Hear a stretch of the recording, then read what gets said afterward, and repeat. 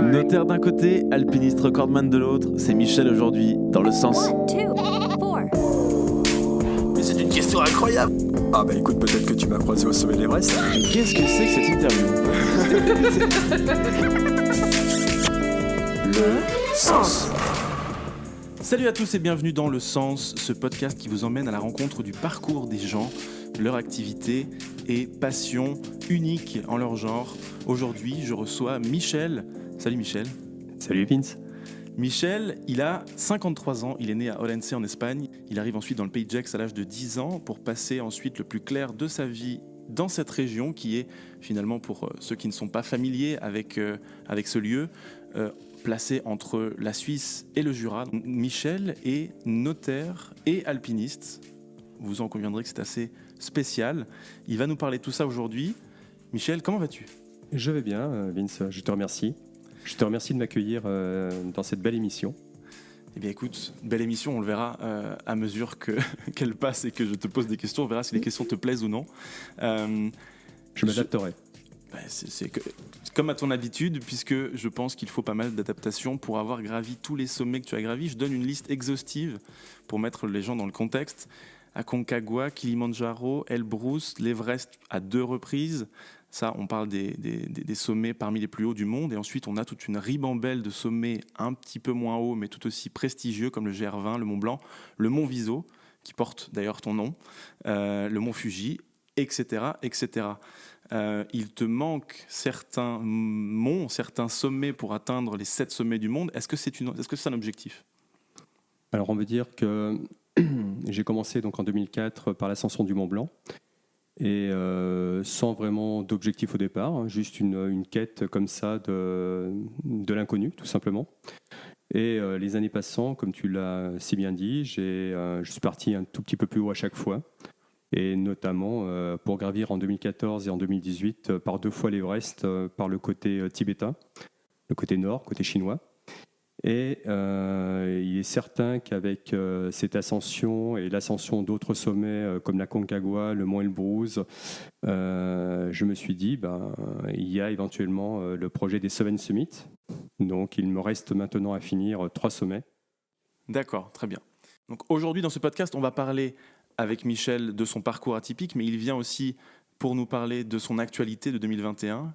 Malgré cette année spéciale qui nous attend, au même titre que l'année 2020, eh bien Michel va tenter un exploit pour la 3e fois, qui va être de gravir l'Everest de nouveau. Pourquoi est-ce que tu vas monter l'Everest une 3e fois, Michel ? Le pourquoi est une question qui revient souvent. Écoute, pas de raison particulière, tout simplement parce qu'on vient de passer une année 2020 qui est une année qui n'est pas non plus une année très réjouissante, et je me disais que 2021 ne pouvait pas partir sur les mêmes auspices et qu'il me fallait me fixer à nouveau un objectif, même si l'année dernière en 2020 avec certains camarades et notamment Stéphane, on s'était fixé quelques objectifs beaucoup plus locaux. Donc, comme tu l'as dit tout à l'heure, Mont Viso, Mont Blanc plusieurs fois, le Grand Paradis, ces choses-là. Mais ce qui me manquait vraiment, c'est le dépaysement, c'est le fait de s'éloigner, de partir loin, de voir autre chose, une autre culture. Et en fait, 2021, c'est l'objectif de l'Everest. Pourquoi ? Parce qu'en fait, je sais que Jonathan Lamy va partir. C'est quelqu'un d'ici aussi, de la région. C'était l'occasion de me joindre à lui. Et j'avais jamais fait l'Everest côté sud, donc côté népalais cette fois. Donc c'est en effet un bel objectif. C'est un peu par facilité. Je fais toujours les choses par facilité. Oui, bon, on s'entend. Ça se discute. Ça se discute en effet, mais voilà, par facilité et surtout j'aime beaucoup le Népal. Donc c'était l'occasion de me replonger là-dedans et de retrouver beaucoup de sensations, de bonheur et de joie. Et c'est ce qui m'investit en fait. L'objectif, c'est de partir, de voir autre chose. Et je ne vous cache pas, de quitter un peu une ambiance un peu morose. L'ambiance morose que nous vivons tous actuellement. Eh bien écoute, c'est très bien. Tu ne le sais pas encore, mais lors de ces podcasts, j'ai tendance à faire parler mon invité au début pour que celui qui écoute se dise « Mais attends, je le connais, je l'ai déjà croisé. » Du coup, je vais te faire l'interview Je te connais. Mais je l'ai déjà entendu. L'interview, je te connais. Ah si, je te jure. Mais tu blagues, je connais cette personne. Est-ce que tu es prêt? Je suis prêt. Ok, cet homme me dit quelque chose, je le connais, mais d'où? Première question. Où est-ce que j'ai pu te croiser après le travail? Qu'est-ce que tu fais après le travail? Ce que je fais après le travail, c'est très variable selon mes journées, donc je ne pourrais pas répondre comme ça a priori. Ok, donc personne ne peut te croiser après le travail puisque tu n'es jamais au même endroit. Ok, deuxième question. Où est-ce qu'on a pu te croiser sur les bancs de l'école? Ah, écoute, on a pu me croiser dans beaucoup d'endroits. On a pu me croiser à Divonne-les-Bains, à Ferney-Voltaire, à la Cluse-Montréal, quand j'étais petit, sur les bancs de la fac, à Lyon, Lyon 3 pour être précis, l'université Jean Moulin. On a pu me croiser au centre notarial de Lyon. Voilà. Oui, parce que c'est vrai qu'un notaire a foulé les bancs de l'école relativement longtemps, finalement. Oui, c'est un peu inhérent à notre profession. On est obligé de faire quelques années d'études après le bac. Donc, en l'espèce, j'en ai fait 7. Voilà, tout simplement, avec un peu de formation, avec un peu de rapport de stage, et avec des beaux diplômes qui viennent couronner tout ça. On est très heureux. Mais oui, une belle carrière. Mais ce n'est que le début. Il faut savoir qu'une fois qu'on est diplômé, on n'est pas pour autant nécessairement notaire. On est diplômé notaire, ce qui est une grosse nuance. On devient notaire que lorsqu'on fait l'acquisition d'une étude ou l'acquisition de parts. Voilà. D'accord, très bien. Donc, normalement, ceux qui t'ont croisé dans ce parcours d'études savent où est-ce qu'ils t'ont croisé. Mais si je t'ai croisé en voyage, est-ce que tu as beaucoup voyagé? Ah oui, j'ai énormément voyagé. Écoute, j'ai eu la chance d'aller pas mal en Amérique du Sud, donc que ce soit au Chili, en Argentine, en Équateur, en Antarctique. Ensuite, je suis parti aussi en Asie, essentiellement donc Tibet, Chine, Népal. Ensuite, je suis parti un petit peu en Afrique, puisque j'ai fait notamment le Kilimandjaro. Pour faire l'Elbrus, j'ai dû partir en Russie, au Caucase, dans le Caucase pour être précis, puis un petit peu en Espagne aussi, en Italie, en Suisse. Ok, Voilà. oui, donc du coup, normalement, il y a des gens qui vont te reconnaître, puisque tu as fait le tour du monde. Oui ou non? J'ai parcouru quelques pays, et ce qui est d'ailleurs une énorme chance en fait dans la vie. C'est important de voir un peu ce qui se passe ailleurs. Ça, c'est clair. C'est clair. Lorsque tu vas gravir les montagnes, j'imagine qu'il faut un entraînement spécifique, tu t'y prends à l'avance, etc. En tout cas, c'est ce qu'on pourrait croire. Tu nous en diras plus peut-être tout à l'heure. Mais si je te croise lorsque tu t'entraînes, où est-ce que je te croise? À la maison? Dans la montagne? Si oui, où? Non, j'ai pas trop tendance à m'entraîner ni à la maison ni dans les salles. J'ai eu fait ça quand j'étais un peu plus jeune. Non, j'ai juste tendance à prendre une paire de baskets ou une paire de chaussures de trail. Et puis, écoute, j'ai la chance d'habiter à Crozet, donc c'est pas compliqué. On a des petits sommets juste à côté et hop, on part. Voilà, j'ai pas vraiment de programme d'entraînement. Je m'entraîne pas de façon très régulière. J'ai fait beaucoup de sport quand j'étais jeune, donc j'ai un fond qui reste tout à fait correct, malgré les années et malgré le poids. Donc ensuite, je m'entraîne le long du Jura, et voilà, pour l'essentiel. Très bien. Beaucoup de dénivelé, il y a un peu de course à pied, c'est l'essentiel. Ok. Et donc, du coup, dernière question, où est-ce que j'ai pu te croiser dans un endroit improbable? Ah écoute, peut-être que tu m'as croisé au sommet de l'Everest. Ce serait un endroit très improbable. C'est plutôt un endroit improbable. Qu'est-ce que tu en penses? Malheureusement, je ne me souviens pas l'avoir fait, mais tu sais, ma mémoire flanche, donc peut-être que j'ai déjà monté moi 5 fois l'Everest, qui sait? Il faudrait que je regarde dans le téléphone si je trouve des photos. En parcourant peut-être le Gervais, en Corse. C'est une île magnifique, c'est juste un parcours magnifique qui fait presque 200 km.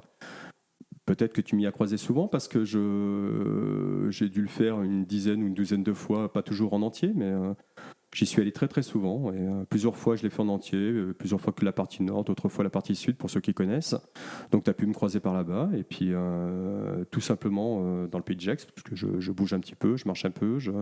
Voilà, j'ai l'occasion de... Puis, tu as pu me croiser peut-être comme client, tout simplement aussi. Même si je ne suis plus notaire aujourd'hui en exercice, je suis salarié, mais je vois encore un petit peu de monde. En fait, ce que je me rends compte, c'est que ça devient presque improbable de te croiser derrière un bureau.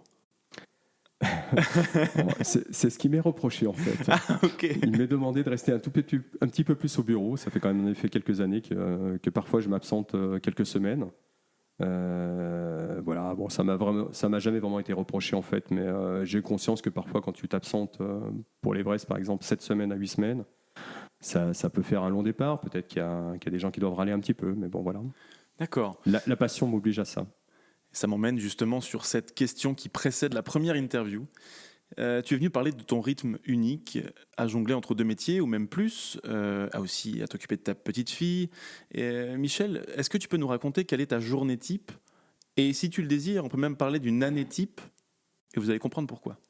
Une journée type, S'il y en a une. Non, on a tous une journée, on va dire type, qui est une journée un peu de routine, hein, qui est nécessaire dans la vie, même si on fait des choses parfois un petit peu hors normes. On a besoin aussi, alors moi j'ai besoin, ça c'est clair, d'avoir un cadre. Et ce cadre nécessite à ce que je me lève à des heures tout à fait normales, aux alentours de 7-8 heures. Si je m'occupe de ma fille, je l'amènerai à l'école, j'irai tranquillement travailler, j'irai la chercher à midi, puisqu'en fait malheureusement elle est diabétique. Il m'est suggéré qu'au niveau de son repas, ce soit moi qui m'en occupe directement. Donc je la récupère, on lui donne à manger. Je reviens à l'école, je la dépose, je repars à l'étude. Et voilà, parfois après, je m'entraîne un petit peu, je vais faire mes courses. Je suis quelqu'un d'ordinaire, on va dire. D'accord. Et tu t'es souvenu de ma question, une année type.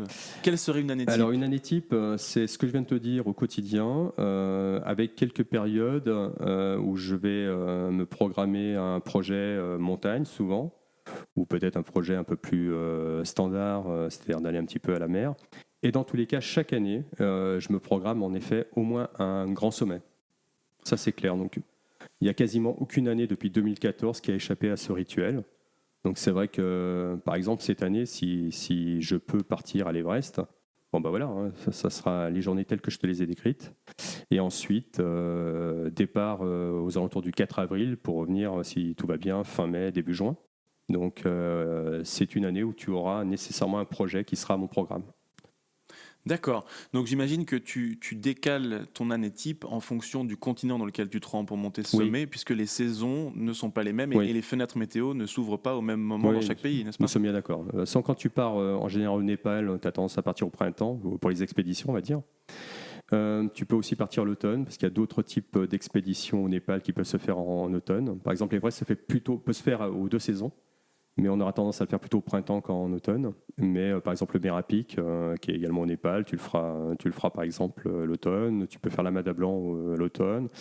Ensuite, quand tu pars en Amérique du Sud, pour faire par exemple la Concagua, le Rose del Salado, c'est le Cotopaxi et tout ça, ce sont des sommets que tu vas plutôt faire entre décembre et mars. Après, ça va se décaler aussi si tu pars dans d'autres pays d'Amérique du Sud. Ça peut aller jusqu'à mai-juin aussi. Voilà, donc en effet, l'été sera plutôt propice à tout ce qui concerne le Karakoram. Karakoram, c'est tout ce qui est K2, c'est tous ces sommets qui sont situés au Pakistan, tout ça. Voilà, donc en effet, à chaque saison, ces sommets et ces continents, tout à fait. D'accord. Donc on se rend compte qu'il y a des journées types, mais que finalement elles ont tendance à être altérées par le sommet qui prend le pas sur toute ta vie pendant quelques semaines, voire quelques mois chaque année. Oui. Eh bien, ça m'emmène sur la première interview, qui est l'interview plancher-sommet. Jingle. Les sommets, les planchers. Alors plancher-sommet comme le plancher et le sommet, c'est-à-dire les plus beaux sommets que tu as pu gravir dans ta vie, mais aussi les plus beaux planchers, c'est-à-dire les fois où tu as dû rester sur le plancher des vaches, ou les fois où on t'a ramené violemment sur le plancher, et aussi parce que il faut toujours savoir d'où on part avant de mettre les pieds tout là-haut, n'est-ce pas? Oui. Et aussi parce que tu fais effectivement un peu d'immobilier, donc le plancher c'est important dans une maison. Ah oui, c'est la base. Voilà. Donc la première question, est-ce que tu peux nous lister les sommets marquants de ta vie dans la montagne? Alors, écoute, j'aurais tendance à te dire l'Everest, évidemment, parce que je crois que c'est un sommet exceptionnel. Autrement, il y a d'autres sommets que j'ai beaucoup aimés. C'est les sommets pour lesquels j'ai eu plus de difficultés. C'était au tout début. Par exemple, la Concagua, c'est un sommet que j'ai tenté une première fois et je découvrais un peu la très haute montagne, parce que la Concagua est un sommet à presque 7000, qui est situé en Argentine, à Mendoza. Mendoza, c'est une ville formidable. Donc on est dans les Andes, bien entendu. Écoute, c'est un sommet que j'ai échoué une première fois, donc moi j'ai tendance à finalement à avoir un esprit qui travaille là-dessus, et je me lève un matin en me disant bah non, je vais pas rester sur cet échec-là, je vais essayer de comprendre ce qui m'est arrivé. Donc en l'espèce, c'était un mal aigu des montagnes, assez sévère, hein. Donc c'est assez perturbant quand ça t'arrive à plus de 5000. On appelle le MAM, hein, c'est ça? C'est ça, c'est un mal, MAM. tout à fait. Oui. Mal aigu des montagnes. On le retrouve souvent dans les articles. Exactement, le mal aigu des montagnes. Et je suis, il faut savoir que je fais de la haute montagne, mais je suis quelqu'un de très sensible à l'altitude, donc à la haute altitude. Donc, Ce qui n'aide pas. C'est un peu un paradoxe, mais c'est aussi le plaisir finalement de surmonter les paradoxes, de surmonter les obstacles. Un troisième sommet qui t'a marqué? Alors, je finis sur celui-là. Pardon, si ça ne te dérange pas. Autant pour moi. Non, et tu me connais, je peux être bavard parfois. C'est bien. Ce qui était intéressant, c'était d'avoir échoué, de rester sur une frustration, d'avoir analysé ce qui m'était arrivé, d'essayer de comprendre. Et là, je crois que c'était l'année qui a suivi. Je suis parti cette fois à l'arrache, sans organisation particulière. J'ai débarqué à Mendoza, je suis allé chercher une agence comme ça, sans savoir où j'allais. Je suis tombé sur un porteur recyclé guide, et on est parti ensemble là-bas, et j'ai fait en fait une ascension express en 6 jours, en sachant que j'étais parti m'acclimater dans un autre pays, en Équateur pour être précis. Donc voilà, c'était aussi une façon de me dire je ne vais pas le faire de façon classique. J'avais échoué de façon classique et je voulais réussir de façon différente. Donc voilà, tout simplement. J'étais content. Donc c'est un sommet qui m'a beaucoup marqué parce que c'était vraiment la première fois que j'arrivais à ces altitudes-là. Ça ne faisait que quelques années que je chaussais les crampons. Donc voilà. Après, ça reste de l'alpinisme basique. On n'est pas en train de monter à la verticale, hein. Donc on est dans du prolongement du trekking en faisant des choses un peu plus perchées, tout simplement. Donc voilà, c'était également un sommet qui m'a marqué. Le Mont Blanc aussi, hein. Ça a été la première fois que j'ai fait de la haute montagne. C'est tout simplement le Mont Blanc. Donc certains te diront que c'est une hérésie. Personnellement, je ne cherche pas à savoir si c'est bien ou c'est pas bien. Voilà. En 2004, j'ai eu la possibilité de partir là-bas. On est parti à 6 avec 3 guides. En plus, on l'a fait dans des circonstances un peu particulières parce qu'on l'a fait hors saison, entre guillemets, c'est-à-dire avant que les refuges soient ouverts. C'était fin mai. On a fait quoi? Les guides ont eu la gentillesse de faire les traces, on les a suivis. Sur les 6, on est 4 à être montrés là-haut, donc ce qui était quand même une belle performance. Les guides n'y croyaient pas trop. Et voilà, c'était très, très, très sympa. C'était avec des gars du judo, donc pour l'essentiel. Et voilà, ça avait été une belle expérience pour moi. Et donc, c'était un beau sommet, parce que c'est aussi un sommet mythique, hein, pour toute personne qui n'est jamais montée là-haut. Se dire qu'il a gravi le Mont Blanc, c'est toujours une belle expérience. Voilà, après, je pourrais t'en citer d'autres, mais c'est déjà pas mal. Voilà. Tous les sommets sont beaux, en fait. En fait, plus que les sommets, hein, les sommets sont vraiment... c'est une étape importante finalement du projet, mais le projet en soi, tous les projets laissent de bons souvenirs. L'Oros del Salado, par exemple, j'étais parti pour toute une séance d'acclimatation. On a fait notamment les geysers de Tatio. On a fait des tas de choses qui étaient magnifiques, un peu en contre-courant du tourisme local. Et puis l'aboutissement, c'est le sommet de l'Oros, donc c'est toujours quelque chose d'intéressant. Donc voilà, puis je pourrais t'en citer d'autres, mais... Mais écoute, pour une première question, je trouve que c'était assez exhaustif comme désolé. réponse. Non, au contraire, t'excuses pas, c'est top. C'est le but du podcast, c'est d'échanger et de parler, de rentrer dans le vif du sujet, puisqu'on a du temps. Puisque les gens qui nous écoutent en général sont dans leur voiture ou prennent le temps d'écouter ces podcasts parfois en plusieurs fois. C'est le format en tout cas, donc plus on en parle, plus on va dans le détail dans ce genre de sujet, le mieux en fait. Combien de fois as-tu monté le Mont Blanc? C'était une question qui me vient comme ça. Non, je sais plus. Une dizaine. Une dizaine de fois. Bah, je crois que l'été dernier, on l'a même fait avec mon pote Stéphane. On l'a fait 2 fois en moins de 24 heures. À partir du refuge du Goûter. Une première fois parce qu'on avait amené des gens qu'on connaissait là-haut. Et puis voilà, on est parti à 8-9 heures du matin. On est revenu vers 16-17 heures et on est reparti le lendemain matin à 2 heures du matin.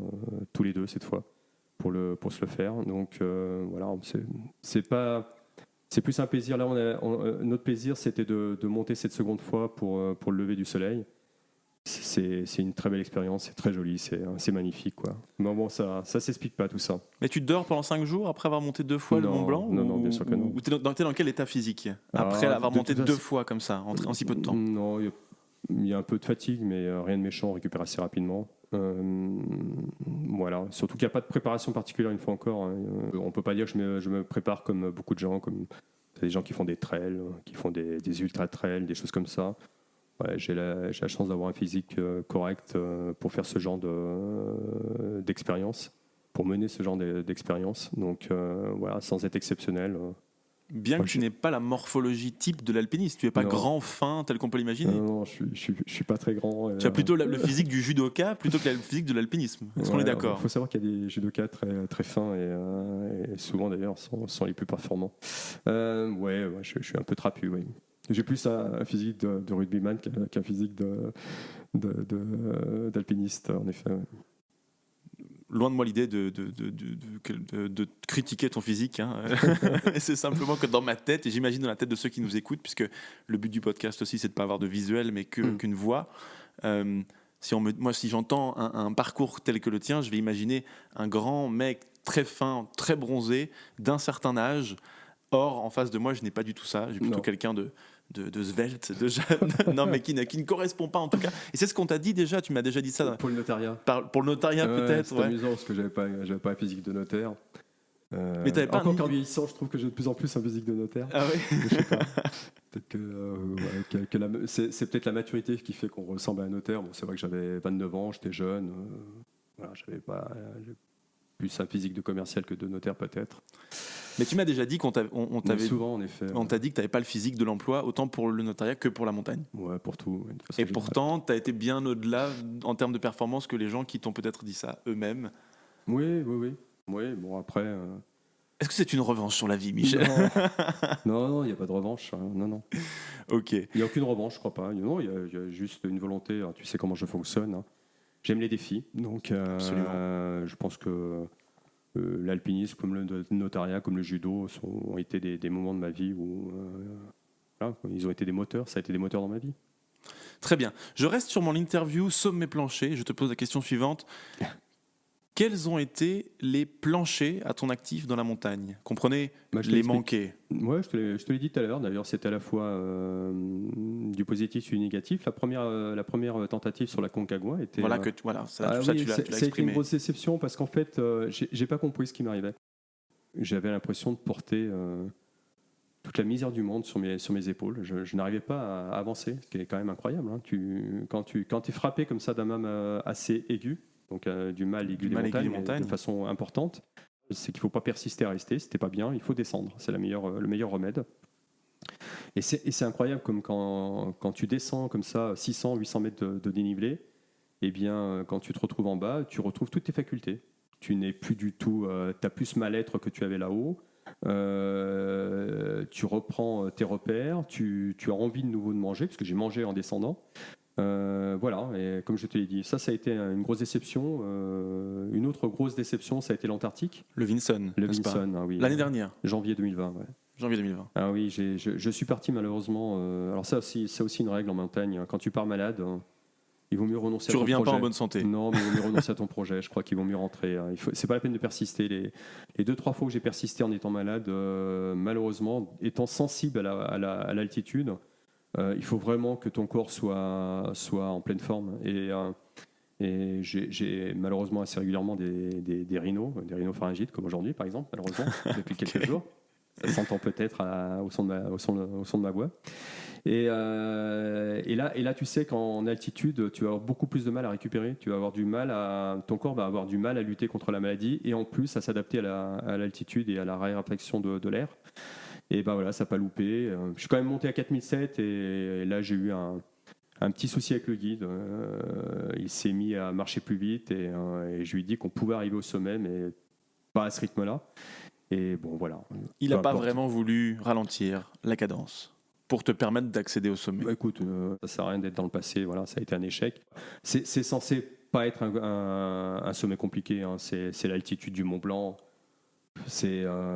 Pour moi, ça devait être une formalité. C'est la preuve qu'il n'y a jamais de formalité dans la vie.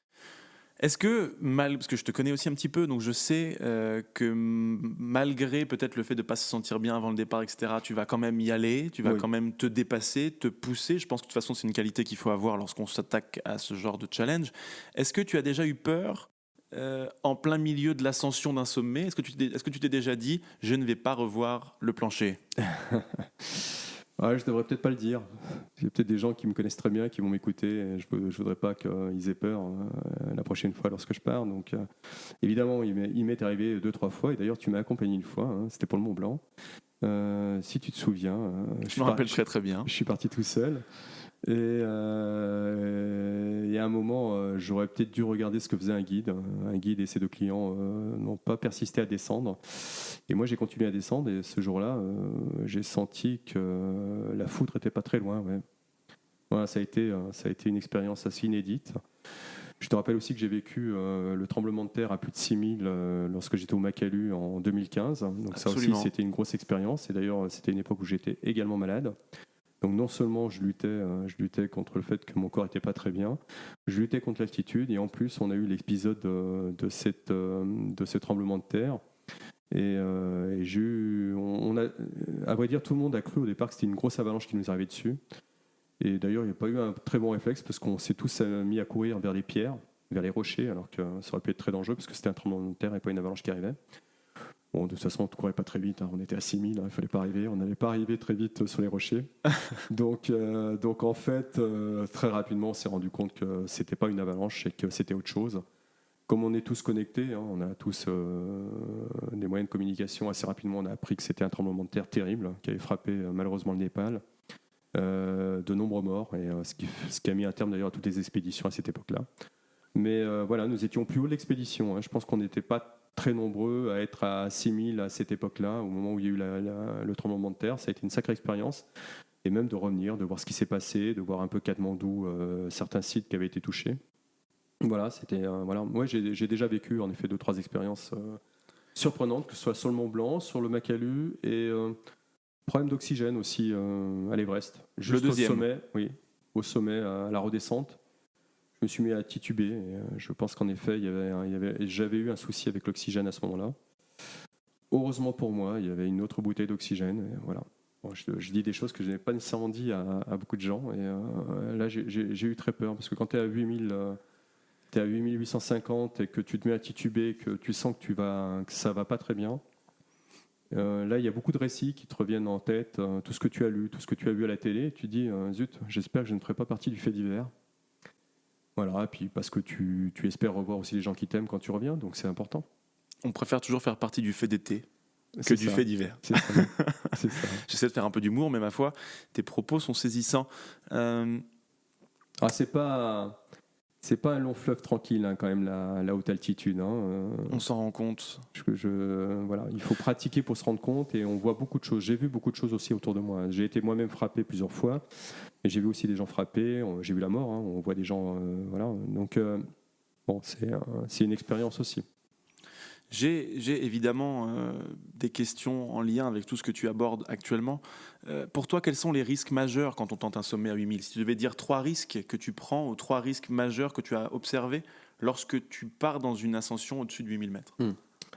Alors, je dirais que de façon générale, quand tu pars en montagne ou en haute montagne, le premier risque, c'est le manque d'expérience. Ce manque d'expérience fait que tu ne vas pas toujours être attentif aux signaux. Tu as des signaux qui vont te dire qu'il y a des choses qui vont mal se passer. Et le manque d'expérience, c'est vraiment, ça ne s'acquiert malheureusement que par la pratique. Et du coup, la seule chose qui peut pallier au manque d'expérience, et on en arrive au deuxième point, je pense qu'il faut un encadrement. L'encadrement vient pallier ton manque d'expérience. Cet encadrement, il est essentiel. Je compare souvent ça, par exemple, à un procès. Tu peux avoir raison, mais si ton avocat est pas très bon, bah, tu peux perdre Ouais. ton procès. Eh bien, un sommet, si l'encadrement est pas bon, certes, tu peux être responsable de ne pas être allé là-haut, nous sommes bien d'accord, mais si l'encadrement n'est pas bon, tu peux aussi échouer. Alors que toutes les chances étaient de ton côté. Oui, je le pense sincèrement. J'ai vu beaucoup de gens ne pas aller au sommet et voilà, très honnêtement, je pense qu'on aurait pu les amener là-haut, mais il aurait fallu peut-être une remise en cause de l'encadrement, du guide, de beaucoup de choses. Bien entendu, hein, je crois que personnellement, il faut aussi s'interroger sur le fait que soi-même, on peut être responsable de ne pas être allé au sommet. Hein. C'est pas ce que je suis en train de dire, hein. D'accord ? Soyons très précis. Bien sûr. Mais, donc, voilà. Donc le premier point, c'est le manque d'expérience. Le deuxième point, c'est l'encadrement qui est important, qui peut être source de réussite comme source d'échec. Est-ce que je dois... Et puis la chance, hein. Le troisième point, c'est tout simplement la chance, c'est au bon endroit, au bon moment. Parce que, mine de rien, pour faire l'Everest, il faut une fenêtre. On nous montre souvent des photos où c'est embouteillé, mais c'est embouteillé. C'est pas qu'il y a beaucoup de monde, il n'y a pas nécessairement beaucoup de monde. Simplement, si ce jour-là, on est tous concentrés sur un parcours parce qu'il y a peu de temps pour le faire, voilà, ça donnera cette sensation de trafic, puisqu'effectivement, voilà. Mais il y a le même trafic au Mont Blanc, il y a le même trafic sur la route. Hein. Dire, quand on descend tous dans le sud pour aller se baigner, franchement, comment on fait pour éviter le trafic ? Voilà, c'est pour ça que les solutions sont transposables parfois. Quoi. Les interrogations et les questions sont transposables. Il y a eu trafic à l'Everest comme il y a eu trafic pour ceux qui veulent descendre dans le sud, ou il y a eu trafic quand on veut aller au Mont Blanc. Voilà. Ouais, je pense. Bon, heureusement, il n'y a pas autant de gens qui veulent gravir l'Everest que de gens qui veulent aller se baigner. Ouais, mais dans l'idée, effectivement, on peut parler de ces fenêtres météo. Parfois, la saison se passe sur quoi, 20-25 jours, où potentiellement tu peux monter. Mais des fois, il se passe seulement 24 heures. En 2014, on a eu une fenêtre météo de 32 heures. Donc cette année-là, tu ne peux monter l'Everest que dans cette tranche-là. Ouais. Parce qu'autrement, trop de vent, trop froid ou neige. Donc d'ailleurs, la fenêtre météo s'est refermée sur la neige avec des mini-avalanches pour ceux qui connaissent, sur le col Nord. Donc, et là, c'était... Et puis nous, on est arrivé au camp de base. Quand on est arrivé au camp de base, il y avait, 10 cm de neige ou 5 cm. Il y avait neigé un tout petit peu. Le lendemain, il y en avait 50. C'était quasiment impossible de sortir le camp de base en voiture. Donc ça peut vite se transformer, voilà. Et donc, je n'ose imaginer quelles étaient les conditions là-haut. Donc je pense que, il me vient le récit de Krakauer, le livre que tu m'as donc donné, où effectivement tu sais que c'est un livre de chevet. Oui, absolument. Il faut le lire. On vous conseille Tragédie à l'Everest de John Krakauer, n'est-ce pas ? Ouais. Qui, d'ailleurs, ce livre a inspiré le film Everest, film américain qui est sorti il y a quelques années, il me semble, sauf erreur. Mais du coup, dans cette histoire, on raconte effectivement qu'ils ont mal appréhendé cette fenêtre météo et qu'ils pensaient qu'ils avaient encore le temps d'aller jusqu'en haut. Or, ça s'est refermé sur eux et ils ont été pris dans, finalement... la tempête, la neige. Tu sais que je pourrais parler des heures de cette situation. En fait, c'est ce qui est arrivé à cette occasion-là, malheureusement, et les décès qui en ont découlé, c'est une accumulation d'erreurs, mais qu'on voit souvent dans les expéditions. Comme je te l'ai dit, l'encadrement, c'est important. Et là, on se rend compte que l'encadrement n'a pas été à la hauteur de ce qui s'est passé, c'est-à-dire que déjà il y a eu mésentente entre les sirdars. Qui sont les sirdars ? Les sirdars, ce sont les chefs des Népalais, les sirdars, c'est en fait, tu es encadré par des Sherpas, par des porteurs, tu as des porteurs, tu as les Sherpas, et celui qui dirige un peu toutes ces personnes-là, c'est le sirdar, voilà, c'est le super Sherpa en quelque sorte.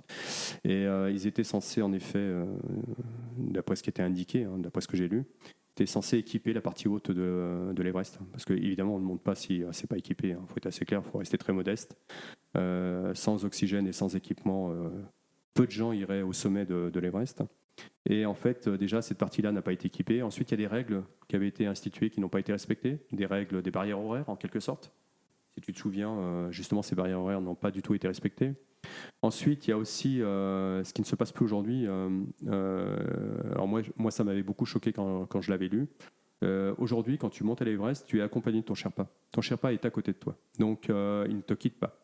Il te quitte seulement quand tu arrives au sommet et après il te laisse redescendre seul parce que lui-même a tout un travail à effectuer. Donc, en principe, on arrive à redescendre seul. Mais même si parfois, ça peut être un peu périlleux quand même. Bon.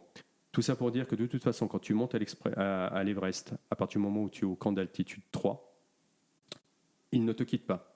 Et là si tu relis le livre et si tu vois le film, tout le monde on a l'impression que les guides, les Sherpas sont montés tout seuls, redescendus tout seuls.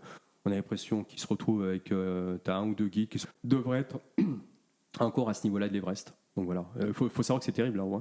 S'il se met à souffler, En 2014, quand je suis monté, on était quand même sur des températures avec des ressentis à moins 50. Donc c'est quand même pas non plus. Il faut pas qu'il y ait un petit grain de sable qui vienne se mettre là. Enrouer la machine très rapidement. Tout ce qui a été planifié, effectivement. Ouais. Puisque, on peut en parler aussi, mais on parlait des risques majeurs quand on tente un sommet à plus de 8000. Tu m'as dit plusieurs fois qu'effectivement, ton corps au-dessus de 8000 commence à mourir Ouais. par petites touches. C'est-à-dire C'est ce que qu'on- tu sais, il y a un côté très romanesque, hein. Il y a un côté très. Il y a une dramaturgie qui se met en place un peu quand tu parles de tout ça. Voilà. Il est certain que déjà, on dénomme la zone au-dessus de 8000 la zone de la mort. Donc, déjà en soi, il faut savoir qu'en fait, finalement, quand tu es à ces altitudes-là, j'avais déjà un petit peu écrit en la matière, il y a une chose qu'il faut apprendre à contrôler, c'est la peur. La peur, elle est importante parce qu'en fait, elle te lance une alerte, mais il ne faut pas qu'elle te paralyse. Et il faut savoir que à ces altitudes-là, ça peut vite tourner parce que justement, tu es dans cette zone de la mort où ton corps se dégrade. Et il se dégrade très rapidement. Donc tu peux en effet, ton corps peut rapidement s'enrayer. On peut vite arriver à un œdème pulmonaire, à un œdème cérébral, à un MAM sévère, et puis être coué sur place. Et il faut savoir que quand tu es à plus de 8000, on ne va pas te descendre comme ça. Voilà. Il faut plusieurs personnes pour te descendre et à supposer que cela soit possible. Alors, tu commences à être un peu safe, tu commences à être un peu en sécurité quand tu es dans des zones proches du camp 3. Là, on est à 8002 parce qu'il y a un camp justement où là, tu peux peut-être te poser un peu à l'abri, te protéger, te restaurer. Parce qu'il faut savoir aussi que quand tu montes, tu n'as pas tendance ni à boire ni à manger. Donc assez rapidement, ton corps se dégrade aussi parce que tu ne l'entretiens pas. Voilà. D'accord. Je pourrais développer encore très longtemps, mais je pense que ce n'est pas l'objectif. Mais écoute, on va développer le sujet précis de l'Everest. Mais tu peux mourir en dessous de 8000. Hein. Oui, Attention, mais tu peux mourir en montagne. traversant la rue aussi. Oui, c'est vrai. Non, mais je veux dire par là, c'est qu'il n'y a pas qu'à 8000 où tu meurs. Il y a beaucoup de gens qui décèdent malheureusement, même à des sommets à 4000, 5000. Voilà, parce qu'il y a aussi d'autres risques qui sont beaucoup plus objectifs, avalanches, crevasses, ces choses-là. Voilà.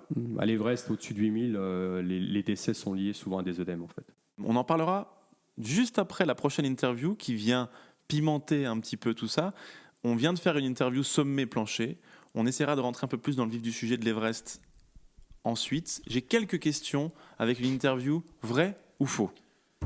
Mais comment distinguer Comment distinguer le vrai du faux Est-ce que tu es prêt, Michel ? Ouais, je ne sais pas. Je ne suis pas sûr qu'on soit toujours prêt à ce type de questions. Alors là, pour le coup, on est sur de la culture générale de la montagne. Aujourd'hui, je voulais vraiment te tester sur ta connaissance de certains faits. Est-ce que tu vas bien répondre ou pas ? Nous le saurons très vite. Ouais, la vache, j'ai horreur de ça. Vas-y. Y a-t-il une taille limite pour un flocon de neige ? Probablement. Eh bien non, il n'y a pas de taille limite pour un flocon de neige. Le plus gros flocon de neige jamais observé mesurait 38 cm de diamètre. Incroyable. Ah oui. Pourtant, le record est enregistré le 28 janvier 1887 au Guinness World Records Book. Et selon les scientifiques, rien n'empêche un flocon de grandir ainsi. Ils s'en forment peut-être régulièrement de si gros, mais qui ne sont pas observés ou qui se brisent par le vent avant que nous ne les voyions. Voilà. Une information comme une autre. Tu t'es donc trompé pour la première question. Pourtant, la neige, ça te connaît. Mais posons la deuxième question. Est-ce que selon toi, il y a de la neige ailleurs que sur Terre ou pas ? Je vais te dire oui. Eh bien, tu as raison. Donc, du coup, oui, il y a de la neige ailleurs. Les chercheurs estiment qu'il peut neiger ailleurs que sur Terre. D'ailleurs, sur la planète Mars, par exemple, il y aurait de la neige. Une troisième question. Si je te dis Kangchenjunga, Oui. et je te dis qu'il culmine à 8586 mètres, Oui. de quel pays s'agit-il ? Népal. Eh bien non. Ah, Chine. Ah non. Il s'agit de l'Inde. Ouais, l'Inde, excuse-moi. J'aurais pu te poser la question différemment puisque c'est une question vraie ou faux. J'aurais dû te demander si le sommet était le plus haut d'Inde ou non. Ouais. Ce à quoi tu m'aurais répondu ? De toute façon, c'est pas compliqué. Hein. C'est entre le Népal, la Chine et le Pakistan et l'Inde. Donc, Et souvent, les sommets donc, sont dans plusieurs pays à la fois, n'est-ce pas ? tu as des sommets à cheval, oui. Voilà. Comme l'Everest. L'Everest est un sommet à cheval, oui. Entre le Népal et la Chine, Oui. n'est-ce pas ? Voilà, donc effectivement, ce Kangchenjunga culmine à 8586 mètres et est le sommet le plus élevé d'Inde, en l'occurrence. Voilà, il a été monté en 1955 par les alpinistes George Bond et Joe Brown. Il fait partie des 14 8000, tout à fait. Bon, 14 8000 mètres dans le monde. Il y a 14 8000 mètres en Asie. En Asie. Il Il n'y en a pas ailleurs, Non. de toute façon. Sur la chaîne de l'Himalaya, tous. Non, du Karakoram aussi. D'accord. Très bien. Je crois Comme que je te l'ai dit, ils sont répartis entre le Népal, la Chine, quoi, le Tibet, le Pakistan et puis l'Inde. Oui. Merci pour cette réponse. Le sommet du Mont Blanc, tu vas me répondre à celle-là, mais je pense qu'elle est intéressante pour nos auditeurs. Le sommet du Mont Blanc n'apparaît pas dans les 7 sommets du monde. Vrai ou faux ? C'est vrai. C'est vrai. C'est l'Elbrus qui apparaît en Europe.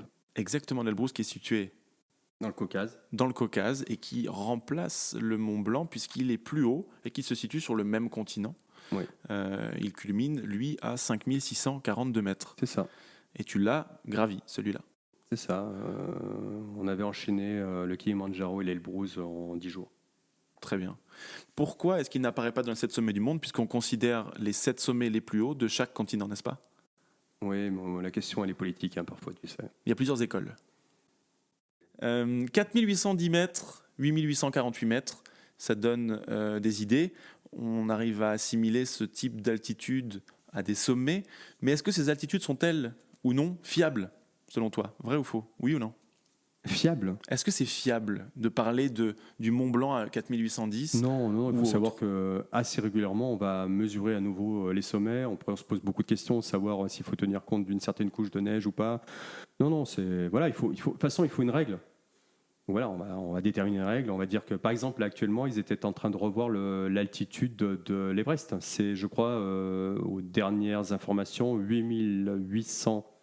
48. Alors, c'était 8848, mais je crois qu'on parle de 8848-70 ou quelque chose comme ça, tu vois. Donc, non, les altitudes sont à... Bon, voilà, on sait qu'on est aux alentours du 8848 ou 8850 et 4810 pour le Mont Blanc. Bon, c'est déjà pas mal, quoi, il me semble. Il me semble que les Népalais et Est-ce les qu'il est Chinois ne sont important ? même pas d'accord sur la hauteur Oui. de l'Everest. Ouais. Mais est-ce que c'est si important que ça ? Je pense pas. Je sais pas. Mais Pour ceux qui aiment la précision, probablement. écoute, justement, pour la précision, il faut savoir que chaque pays décide de son point de référence. En France, par exemple, il se situe à Marseille. Et, pour info, le point zéro des Allemands, mesuré en mer Baltique, il présente 49 cm d'écart avec le nôtre à Marseille. Tu vois. Donc, en soi, on est 50 cm plus haut ou plus bas dans un pays que dans l'autre. À vous de voir où vous voulez habiter.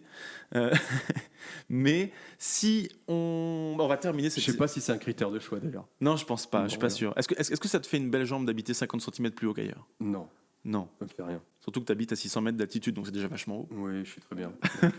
Si demain on m'apprend que c'est 610 ou 620 ou 590 ou 588, 600, ça... Ça ne changera pas grand-chose. Non, je crois pas. C'était une question anecdotique qui nous fait passer à l'interview suivante, qui est la dernière, mais qui est l'interview Everest, parce qu'on ne fait pas de jeu de mots avec cette grosse montagne, on l'appelle simplement l'interview Everest. Jingle.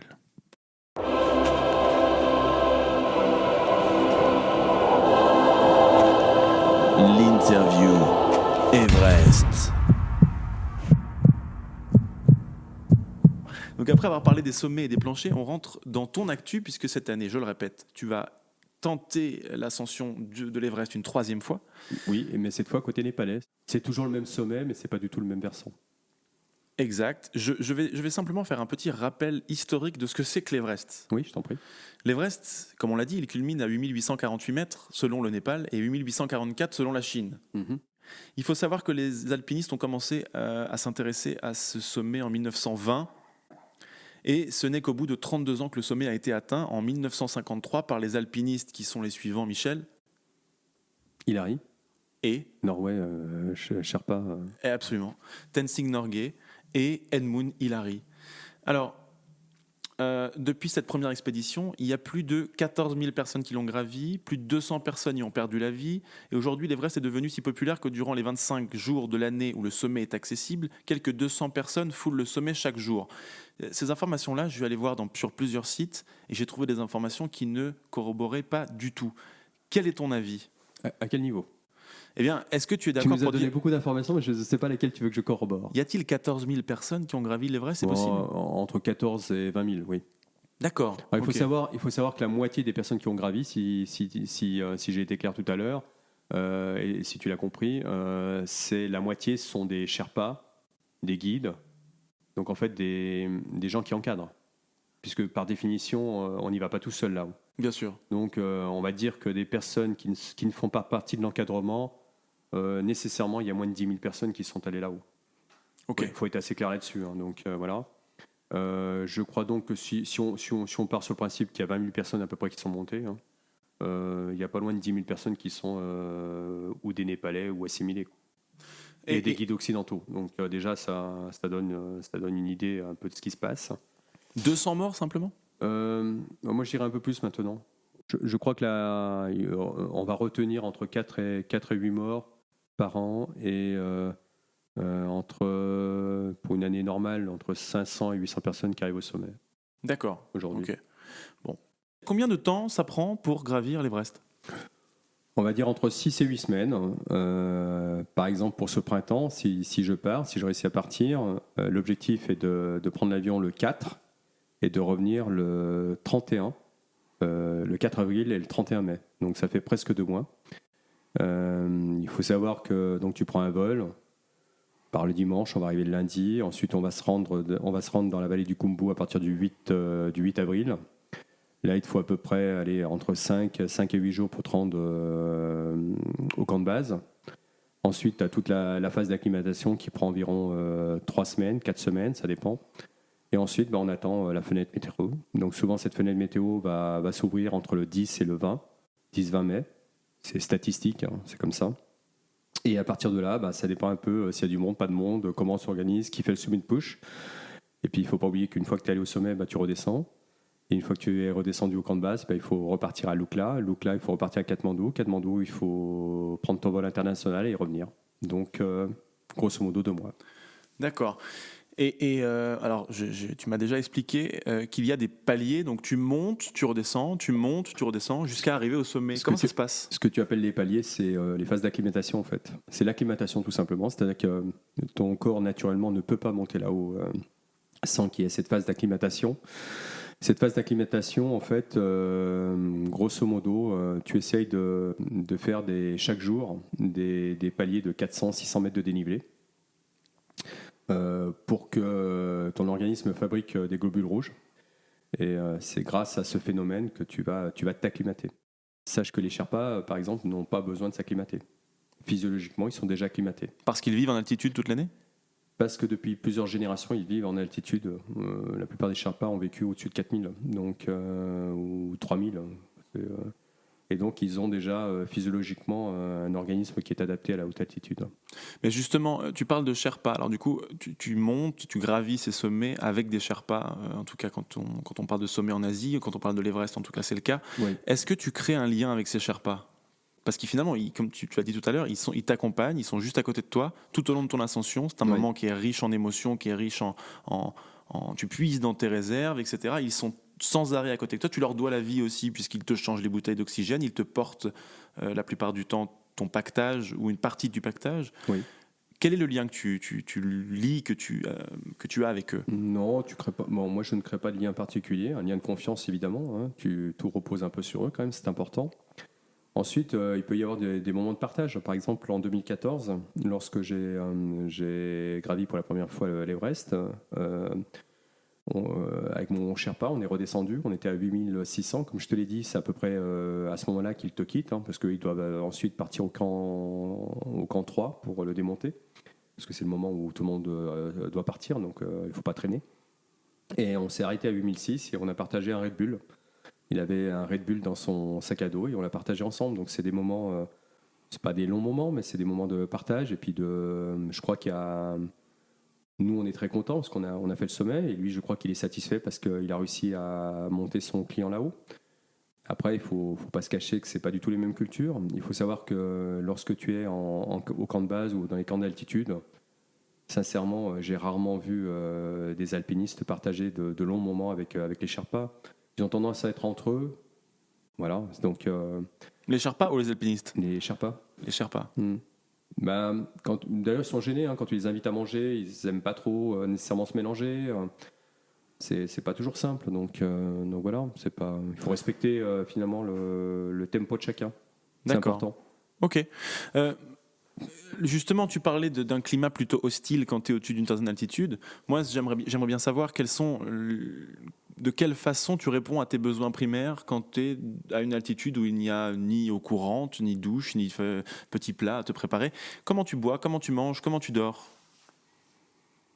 Bon, déjà, en altitude, tu es en mode survie. Il faut être assez clair. Il fait froid, t'as pas beaucoup d'appétit. Voilà, t'es là. Il faut te concentrer. Il faut te concentrer sur le sommet. Donc, il faut te concentrer sur les besoins vitaux, comme tu l'as dit. Tout est une épreuve.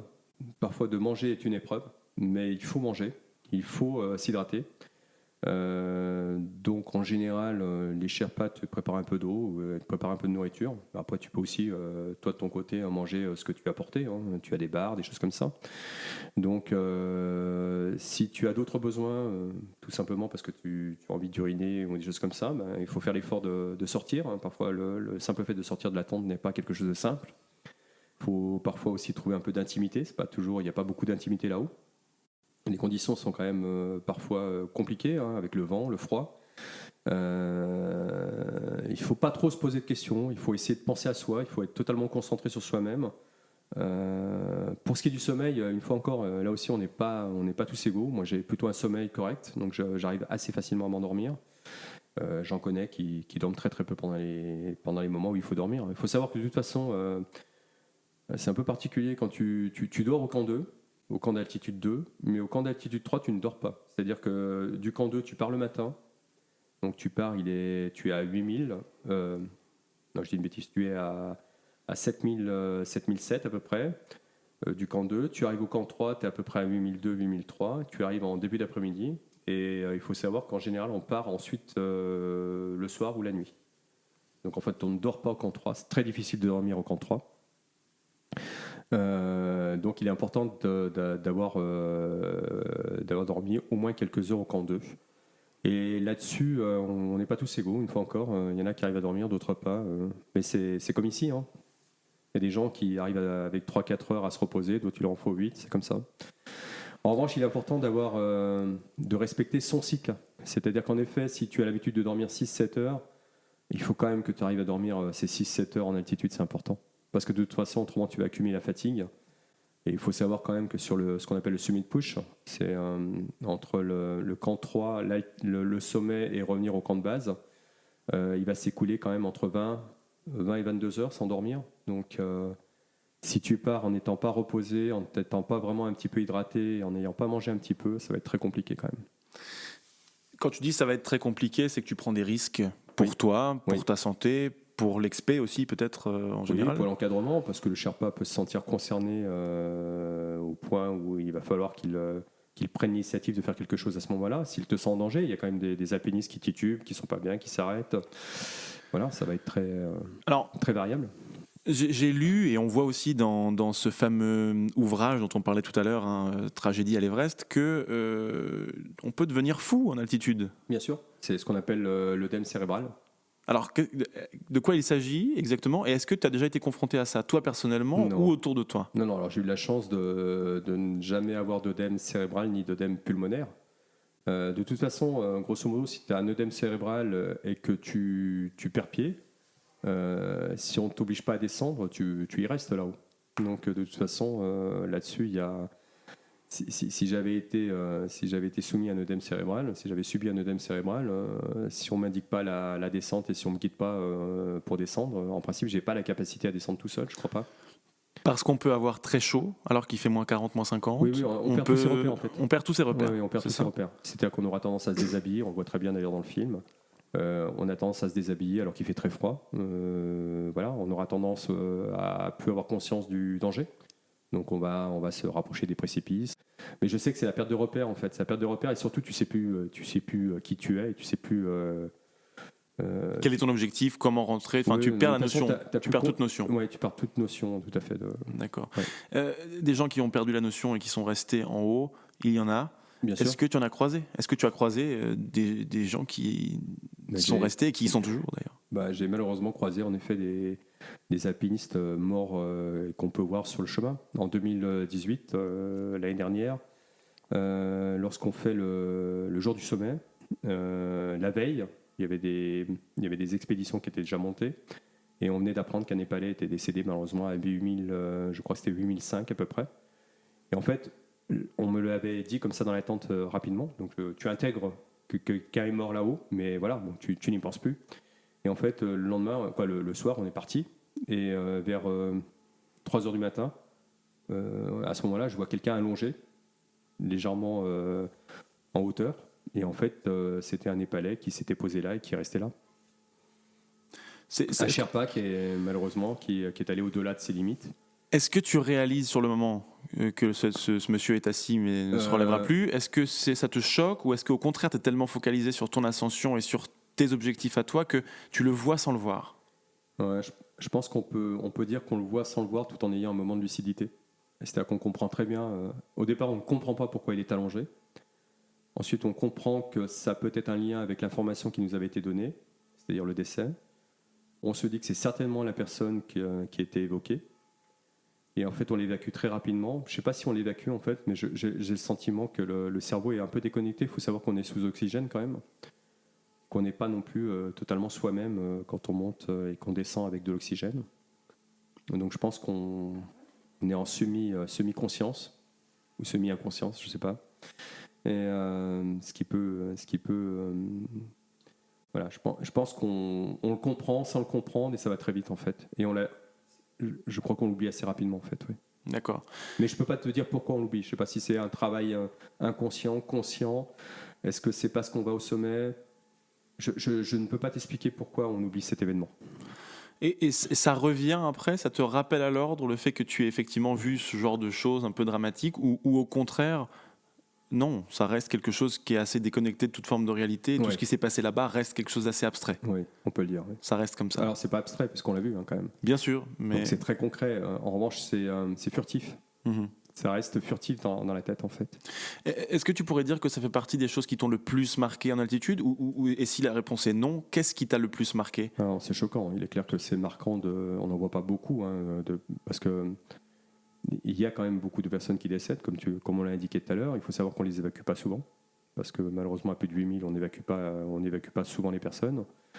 Simplement, elles finissent par être recouvertes par la neige, par être déplacées, parce qu'il neige, tu as la mousson qui va arriver, tout ça, ça va déplacer les corps. Mais c'est toujours choquant. Moi, je me souviens en 2014, je ne sais plus quelle était la couleur de la combinaison, je crois qu'elle était verte. Et 100 mètres ou 200 mètres en dessous du sommet, on avait comme ça cette personne face à la neige. Et c'est choquant de voir une personne comme ça à 50 mètres de soi. Voilà, il y a quelque chose d'irréel, et malheureusement c'est une réalité. C'est la réalité qu'on nous énonce assez régulièrement. Quand on dit qu'il y a 4 à 8 morts, c'est une réalité. Il y a des gens qui meurent, et malheureusement, il y a des gens qui meurent sur le chemin. Et ils restent là, ils sont visibles. Par an, tu dis 4 à 8 morts, on le répète. Oui. Hein. Ouais. Autre chose de très très marquant, que tu garderas toute ta vie en tête, même si c'est quelque chose de positif, le paysage au sommet, ou des drames, ou des sentiments, des émotions que tu as pu vivre. Qu'est-ce qui te marque profondément? Déjà, c'est toujours des voyages qui me remplissent de bonheur et de joie. Donc, c'est très positif de parvenir au sommet. C'est des voyages qui de toute façon restent, je pense, gravés à vie parce qu'il y a des senteurs, il y a des paysages. Donc en effet, tout ça reste. Ça nous colle à la peau en quelque sorte. Après, les relations humaines aussi sont intéressantes pendant ces expéditions. Donc il y a beaucoup de choses qui marquent. Il y a des épisodes qui marquent. Il y a parfois des conflits qui sont... voilà, ça fait partie de la vie. Puis il y a aussi des excellents moments, comme je te l'ai dit tout à l'heure, en 2014, lorsque je partage ce Red Bull à 8600 assis à côté de mon Sherpa. Tu t'en rappelleras? Ah oui, je m'en souviendrai toute ma vie. J'avais découvert à cette époque-là qu'ils étaient fans de cette boisson. Et ensuite, c'est surprenant de voir que son premier réflexe, c'est de s'asseoir, de sortir de son sac à dos ce Red Bull, de le partager avec moi. C'était très touchant, c'était un moment de convivialité intense. Puis c'est quand même quelque chose d'extraordinaire d'être assis à 8600, tu as tout un paysage devant toi, de déguster une boisson et de se poser enfin et de regarder tout ça. Donc c'est des moments qui resteront à vie. Ouais. Je les ai gravés, là, quand j'en parle, je les vis. Là. On le sent. On précise aussi que ce podcast n'est absolument pas sponsorisé par Red Bull. Non, pas du tout. Hein. En plus, c'est pas une boisson que je bois, donc voilà. Même si à la base, la Red Bull vient de Thaïlande et donc d'Asie. Donc quelque part, c'est un peu retour aux sources. Ouais. Ou pas. Mais sache qu'en effet, ils sont fans de cette boisson-là. Hein. Ils ont tous leur Red Bull. D'ailleurs, il faut savoir que lorsqu'on est en expédition, et notamment au camp de base, on nous donne toute une série de boissons. Hein. Il y a du coca, il y a de l'eau, du Red Bull, parfois de la bière. Je devrais peut-être pas le dire, mais il y a de la bière. Et le Red Bull assez rapidement disparaît. Et en fait, je pense qu'il est appréhendé. Consommé, happé par les Sherpas. Il est appréhendé par l'encadrement. Et voilà. Donc, si tu n'as pas le réflexe dès le premier jour d'en mettre un de côté ou de l'autre côté, tu ne le verras plus de la saison après. D'accord. Donc on parle Bon, vraiment ça d'une fait leur denrée plaisir. rare. Voilà, ça fait partie de leur plaisir. Il faut le préserver. Bien sûr. Sans transition, les 4 dernières questions de l'invité. Allez. La première étant la suivante. Ici, on parle de sens. Qu'est-ce qui fait du sens dans ta vie ? En parlant du notariat, en parlant de ta fille, en parlant des expéditions de montagne, qu'est-ce qui fait le plus de sens ? Comment est-ce que tu fais pour trouver du sens dans ta vie ? Alors, je crois que ce qui fait sens, c'est d'être toujours en mouvement pour moi. C'est de toujours avoir des objectifs. Mais quels qu'ils soient. Hein. Ça peut être des objectifs en montagne, professionnels. J'ai du mal à m'inscrire dans une routine et de demeurer dans cette routine. En fait, l'objectif, c'est de toujours, quel que soit le domaine, de trouver à relever quelque chose, à relever un défi. Mais ça peut être aussi avec ma fille, ça peut être au boulot, de me spécialiser dans un domaine ou de me dire la prochaine expédition sera à tel endroit. Voilà. Donc il y a toujours ce côté défi qui fait du sens pour moi. Alors après, on pourrait peut-être chercher les causes quand j'étais jeune, petit, relations père, mère. Bon voilà, on va pas faire de psychologie ni de psychothérapie, mais voilà. Il faut pour moi, je suis un homme de challenge et c'est ce qui me motive et ce qui donne un sens finalement à ma vie. Je pense que si une année débute sans qu'il y ait d'objectif, c'est pas une année qui sera une très bonne année pour moi en fait. D'accord. D'ailleurs, j'ai débuté cette année en me disant et si je retournais à l'Everest cette fois côté des Palais. Et c'est ce qui t'alimente aujourd'hui et qui fait. C'était début janvier, voilà. Et on est fin janvier, donc effectivement, tu as débuté ton année en te fixant un objectif et tu penses que c'est ça qui fera que ton année va bien se passer. Oui, je pense. Et se passera de la meilleure façon pour toi. Mais je l'espère. Ça m'emmène sur la deuxième question. Si tu dois choisir une seule chose parmi les suivantes, quelle serait-elle ? 1. La reconnaissance. 2. La postérité. 3. L'accomplissement personnel. Ou 4. Le dépassement de soi. Si tu dois faire l'impasse sur les 3 autres, quel mot résonne en toi plus que les autres ? Je pense que l'accomplissement personnel, c'est pour moi le plus important. L'accomplissement personnel. Qui est lié aux autres. Hein. Les 4 sont assez sensiblement liés finalement. Ouais, bon, après la postérité, j'ai pas cette prétention-là, donc ma foi. Quand on a monté peut-être 3 fois l'Everest en 2021, on pense peut-être à la postérité. J'aurais peut-être un peu de postérité par rapport à ma famille, ça probablement plus que par rapport à la montagne. Donc voilà, après pour les 2 autres que tu as cités, c'est-à-dire. Reconnaissance ou dépassement de soi ? Alors, le dépassement de soi, ça fait partie de la reconnaissance et de l'accomplissement personnel, donc. Bon. Ouais. Non, mais l'accomplissement personnel, ça me semble le. C'est en tout cas ce qui t'a le plus marqué dans ces 4 propositions. Ouais. Ok. Quel est ton objectif ultime ? Ton objectif ultime dans la vie ? Sans ça, tu n'auras pas réussi, selon toi. Écoute, ça rejoint ta question qui était de choisir, et je resterai sur l'accomplissement personnel. Si j'ai le sentiment de m'être accompli personnellement, c'est déjà bien. Et puis. Et ça englobe tout le reste finalement. Je pense, parce que de toute façon, quand tu es ravi et content d'avoir fait ce que tu avais à faire et que tu t'es donné les moyens et que tu l'as fait, tu as franchi les obstacles et quelque part tu es rempli, tu rayonnes et du coup c'est important dans tes relations avec les autres. Donc je pense que ça contribue également à être en phase avec certaines personnes, avec les membres de ta famille, tes proches, tes amis. Donc voilà, on n'arrive pas à être toujours en phase avec tout le monde, mais on fait ce qu'on peut. Mais je pense que pour être en phase avec certaines personnes, il faut déjà être en phase avec soi-même, et ça passe par l'accomplissement personnel. Donc je ne suis pas à me limiter dans mes objectifs. Voilà, on me dit souvent, mais tu devrais choisir, c'est pas normal, si tu rentres pas, t'as pensé à ta fille. Ouais, mais je dois aussi penser à moi, c'est important. C'est quand on est bien que nos enfants sont bien aussi. Il me semble. Je pense. Oui. Même si parfois ça peut vouloir dire prendre des risques, n'est-ce pas ? Oui, mais tu l'as dit toi-même, on peut sortir et se faire écraser. Ça, c'est sûr. Voilà. Ou choper une maladie à la con et se retrouver à l'hôpital sans raison. Ouais. Ça peut arriver. Ouais, après, c'est toutes ces questions philosophiques. Faut-il avoir des remords ou des regrets, et ainsi de suite. Voilà. Moi, je préfère essayer de vivre tout ce que je peux vivre. Et puis, on verra bien. Très bien, Michel. Merci. Ce n'est pas terminé. Ce n'est pas terminé, puisque comme tu le sais, tu ne le sais pas encore, mais il y a à chaque épisode la chanson de l'invité, où je crée en live quelques rimes lors d'une chanson avec ma guitare. Et donc, du coup, je vais te chanter cette chanson maintenant en improvisant. Est-ce que tu es prêt ? Ah oui. Eh bien, magnifique. C'est donc parti pour la chanson de l'invité.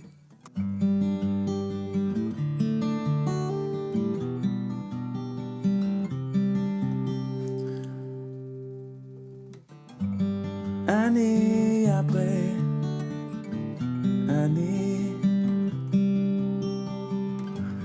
et d'hiver comme l'été, il part à l'ascension, gravir les sommets. Le risque est bien réel, mais à 100 à l'heure.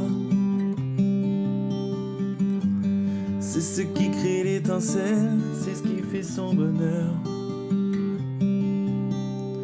Et quand il part au loin, pour tout en haut gravir, c'est à sa fille qu'il pense.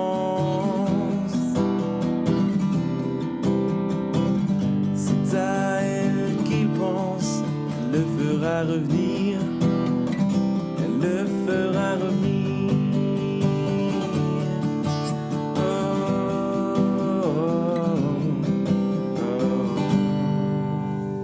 Merci Michel pour cette interview. Merci à toi, c'était excellent. agréable de passer ce moment en ta compagnie. Merci Michel, bisous, ciao. Ciao, salut. C'était le Sens, épisode 2 avec Michel. J'espère que vous avez passé un bon moment. Je vous retrouve la semaine prochaine avec un nouvel invité. Et en attendant, n'hésitez pas à diffuser ce podcast autour de vous. Et n'oubliez surtout pas que si vous êtes réveillé ce matin, c'est que jusque-là, vous allez dans le bon sens. Allez, ciao.